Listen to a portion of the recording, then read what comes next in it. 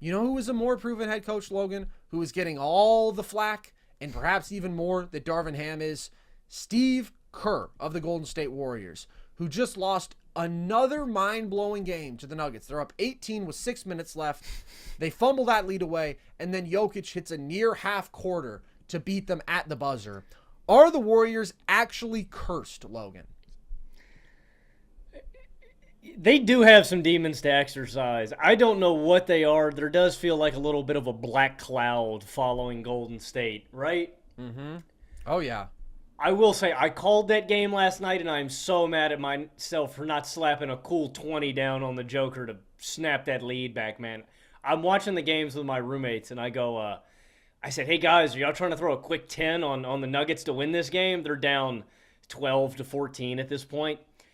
Both of my roommates look at me and laugh at me. They laugh in my face. They say, are you serious? I said, yes, the Nuggets have the two best players in the clutch.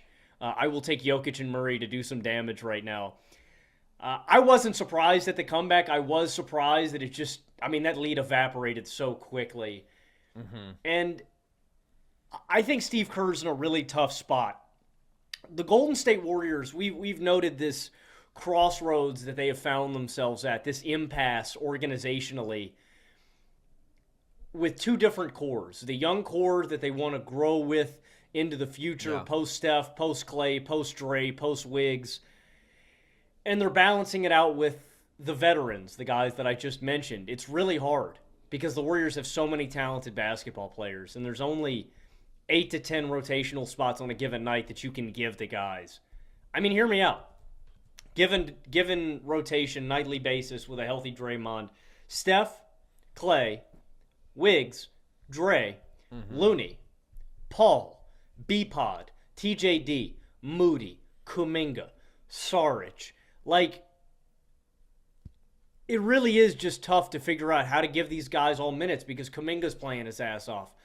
TJD is playing his ass off. B-Pod is playing his ass off. All these guys are playing great, and it's hard to figure out like when to give guys burn, when to not. Mm-hmm. I do think it was a mistake to take Kuminga out with how he was playing, and I understand that is kind of given some of this rift. Kuminga comes out and, I didn't understand that, especially with how Kuminga's been playing this entire year, how great he's been defensively, the hustle plays, the effort, the energy, how he's crashed the glass offensively. He gets a ball and spot up, and he's getting into the lane so physically, so strong. I mean, you see it. Like, I think Kuminga's going to be a stud with what I've seen this year. At the athletic flashes, how he's weaponized it, how easily he gets into the lane. Like, Kuminga's just a hard guy to stay in front of with all of his physical and athletic advantages. I don't know what the solution is, Carson. I don't know what the solution is for the Warriors. There is one thing I want to hammer home. I don't know what the answer is for Golden State. I want to be clear about something on my stance. Charles Barkley, anytime the Warriors play a game and lose, or anytime they play a game and they go to half, Charles goes, the Warriors done, their window is closed, they're completely cooked. The Warriors are not cooked. And frankly, if you count out the Warriors, I think you're dumb. I think you were dumb for counting out a team led out by Stephen Curry and all these veteran basketball players that are so accomplished. I'm not counting out the Golden State Warriors by any means. The bench is great. I think they can reach a decent defensive ceiling. And I think Klay and Wiggins have hit their stride. They're going to get Draymond back. And they still have Stephen Curry, who is one of the handful of best players on planet Earth. I just don't know why you would count out the Golden State Warriors. Like, I think people make great points when we talk negatively about the Warriors. There's something going on with Steve Kerr in this locker room, and they are not all together. And they are always on a nightly basis going to be physically outsized, outmatched, and out-athletic by most teams in the Western Conference. But can they win a playoff series? Yes. Can they win 2 playoff series? Yes. The Golden State Warriors goose is not cooked. I think they can. Hold on. Without making a move, you think they can win 2 playoff series? No. Okay. They need to make a move, for sure. They need to make a move, and they have a surplus of assets to get that move done. With how this bench is playing and the young guys, yeah, man, cut the rotation. Cut a young guy and cut CP. Attach a pick and figure out what you can do to upgrade to get better. My bottom line is there's smoke. There's probably fire in the Warriors locker room. I'm not counting them out, and I think you're dumb if you count the Warriors out. Yeah. I do think that they're cursed, though. I think they have been cursed by the great warlock Volgamir. This is a theory that I've started to formulate. Volgamir, he's one of the 8 great wizards of the old world. Wasn't that and your... he boasts a tremendous staff. I thought it was your grandpa. Close. It's close to my grandfather's name, that being Velimir. Perhaps they grew up together in the old country, I can't say. But I believe that one of the Warriors, and I'm looking at Andrew Wiggins, stole Volgamir's great staff, and that he has therefore cursed them hence. And I believe, Logan, and I've explained this all on a TikTok, that they will have to travel to Volgamir's realm, and then, as he lives in absolute solitude, offer him up a lifelong companion. And I think that Kevon Looney makes the most sense there, because he sort of has old world features. I think that perhaps he could remind Volgamir of one of the giants that he grew up with. And also, really, with the level that TJD's playing at, I think they can afford to give Loon up. Well, you know who originally stole Volgamir's staff, right? Who was that? It's O.J. Simpson. Oh, see? You don't want to mess with any of the 8 great warlocks of the old world. I'm telling you. And it's not just one generation. I know what you're thinking, oh, blasted, they've cursed this one generation. No, oftentimes it descends into a full-on blood war. And the Warriors may never win another meaningful basketball game. And Steph Curry may never, ever beat the Steph isn't clutch narratives, which are false. They're false. But guess what? Once Volgamir's curse is upon you, God be with you. So they have to deal with that. But Steve Kerr certainly isn't helping them either. And perhaps he's under some sort of fool spell, because he has just made so many rotational mistakes this season. And you are right in the sense that it's tough sometimes with this Warriors rotation because the gaps between guys just aren't that big, right? Coming into this year, Andrew Wiggins was supposed to be one of your 3 best players. Jonathan Kuminga was a work in progress, question mark, what's he really going to look like? All of a sudden, Jonathan Kuminga most nights of the year is better than Andrew Wiggins. And you have all of these young guys who are outperforming the old guys, but on any night, you don't know who is going to be the best player. That is a conundrum that not many teams face like this. At the same time, it's just taken Steve too long to find the right guys this year. If you look at Pods, who it was just super evident from the moment that he set foot on the floor, boy, this guy's awesome. This guy's a really good rookie. And there were games early in the year where Corey Joseph would play over him, and he just didn't get enough minutes. And then Trace Jackson-Davis, who immediately you could tell, okay, he adds a dimension that the Warriors haven't had at the 5 with his athleticism and his rim protection. And he was only in like those emptying bench units for a long time. And he was in the G League for a time. And now those guys are getting the minutes that they deserve. But it took Steve a while to get there. He's consistently closed with weird groups. Early in the year, he was adamant on CP3 closing when he just doesn't call the other starters. And he's a guy who needs the ball and is going to be a defensive liability. And then you've had the individual instances. There was that one game I can remember where Moody was awesome. He was like just on a heater for a few minutes in the 4th. And then Kerr pulls him and things fall apart for them. And they have lost a lot of games in that crazy fashion, man, this year. The Kings game, the Clippers game, this one. It is an established trend. And now you have this game where it's not just that Kuminga was playing well, and he was, by the way, as Steve said, supposed to come back into the game according to his traditional rotations, which he is normally too rigidly married to, I would say. But when the Warriors go up by 18 with 6:51 left, from that point forward, they went 1 of 11 from the field, and they only attempted 2 shots in the paint. So it's not just that Kuminga was playing well and they played horribly without him.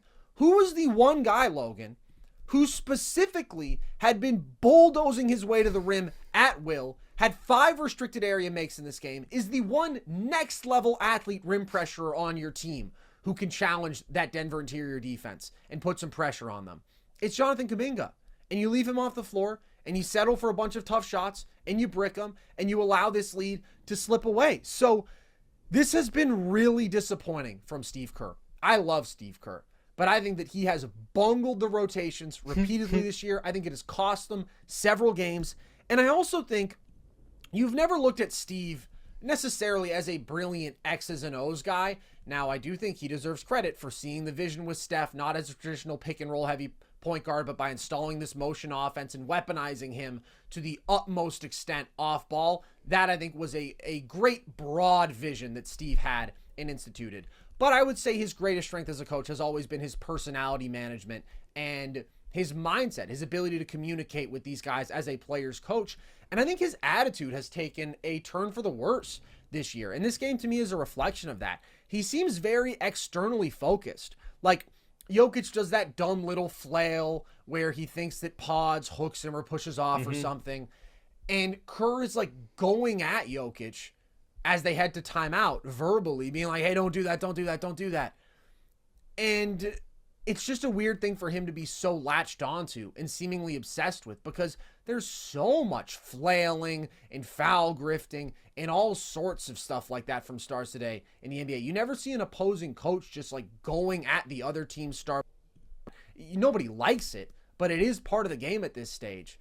And that's after, of course, he went on that tirade after the Christmas Day game, which was more understandable. But it just feels like this is a guy who has always preached joy as being the central tenet of his philosophy. And it doesn't feel like there's a lot of joy there right now. It feels like a guy who is angry. And that is just the vibe for this entire Warriors team. When you think about Klay's frustrations, when you think about what Draymond has been going through, when you think about now these Kuminga reports where he's saying that he's lost faith, or sources close to him are saying that he's lost faith in Steve Kerr and his ability to develop him. That is a big problem that this team has. And then it's compounded by the fact that they cannot guard big teams, as you mentioned. We know this. But good God, I mean, Jokic, this time they were dealing with him in single coverage. He just got whatever he wanted. He and AG combined for 64 points on 24 of 33 shooting. Yes, they're down Draymond, but they are at such a deficit there.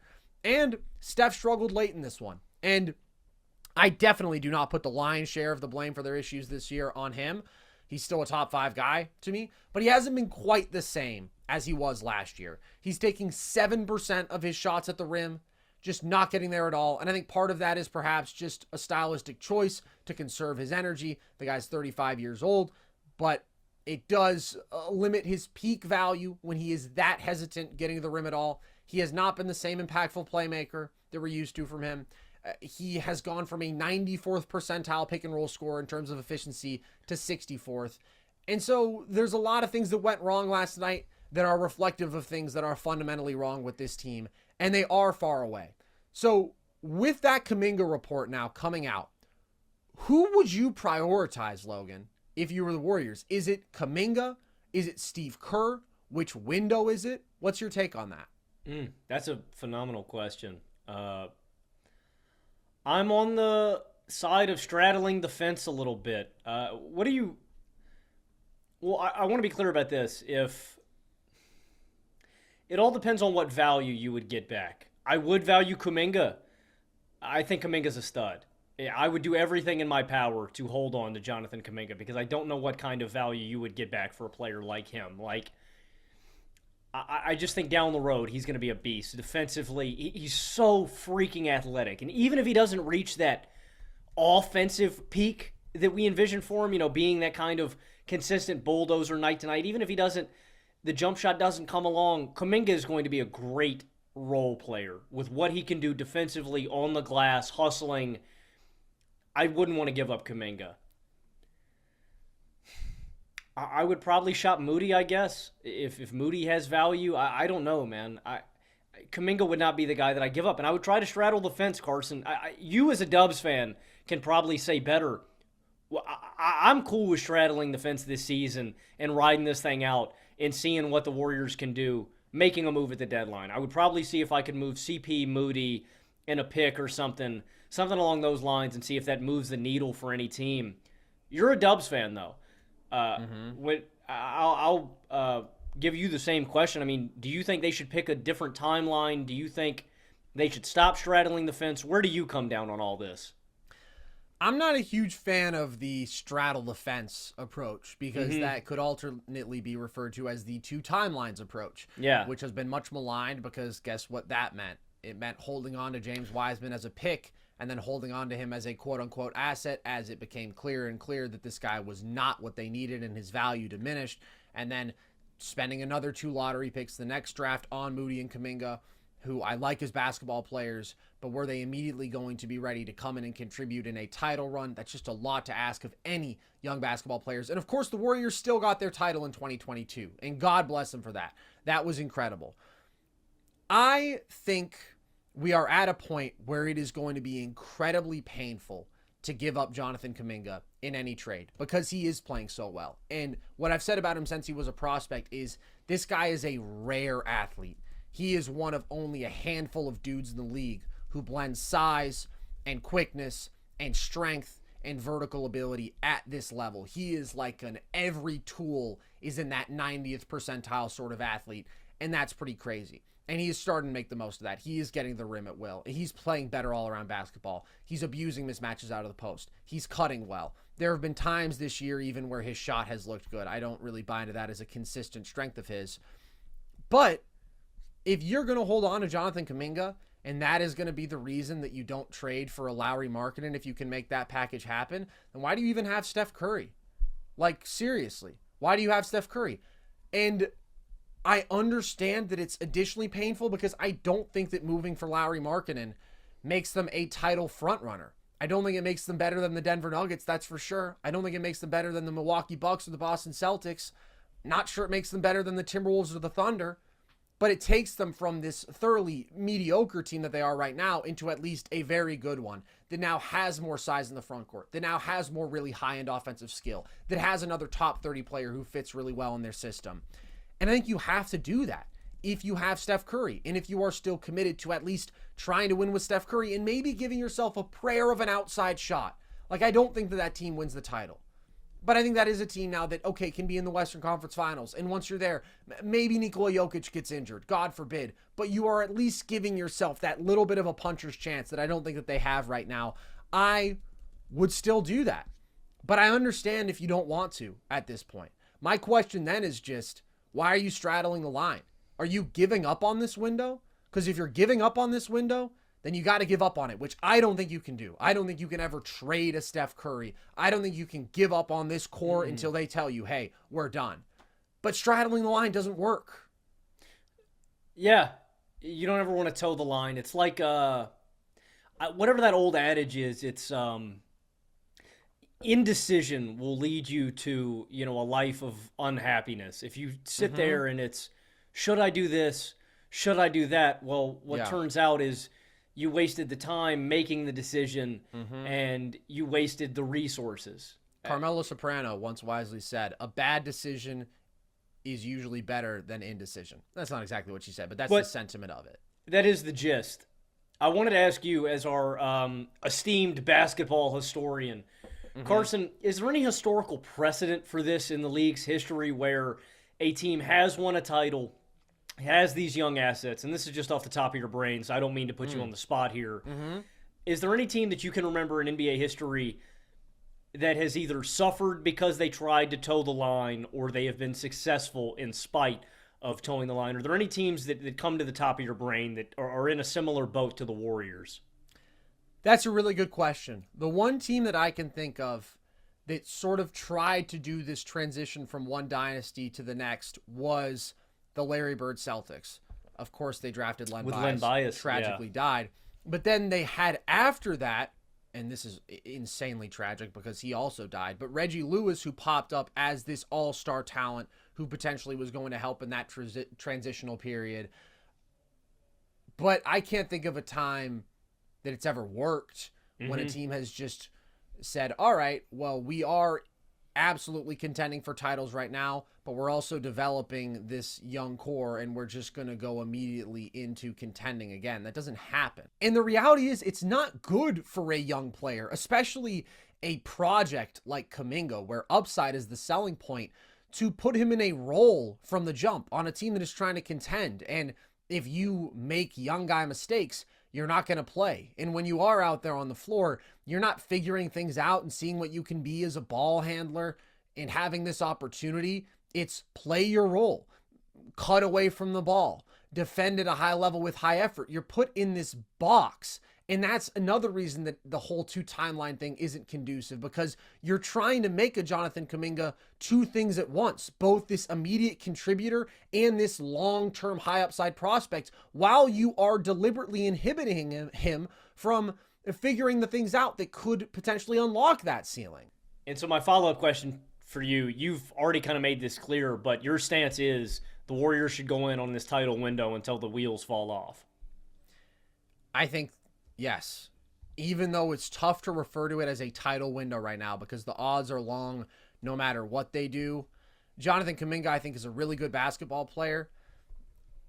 I just don't think you can prioritize him over Steph Curry. And I don't think that he'll be ever as good as Lauri Markkanen is right now, honestly, just because I think that highly of Markkanen. So I would continue making win now moves until the wheels fall off and you just have to throw in the towel and Steph Curry's gone. And I wouldn't fire Curry either for what it's worth. I think you at least give him the year because I think you can't fire Steve Kerr. If that's what Steph wants, then okay. But as long as that's not what Steph wants, as long as that's not what Draymond wants, you can't do it, man. Like, these are your guys. You have to be all in for these guys until the bitter end. And maybe the bitter end is closing in. But you can't give up all hope just yet, in my opinion, when there are still moves that can be made. If that happened, Steve Kerr would be a Laker in about 48 hours, maybe less. That would be insane mind games by LeBron and by Steve Kerr.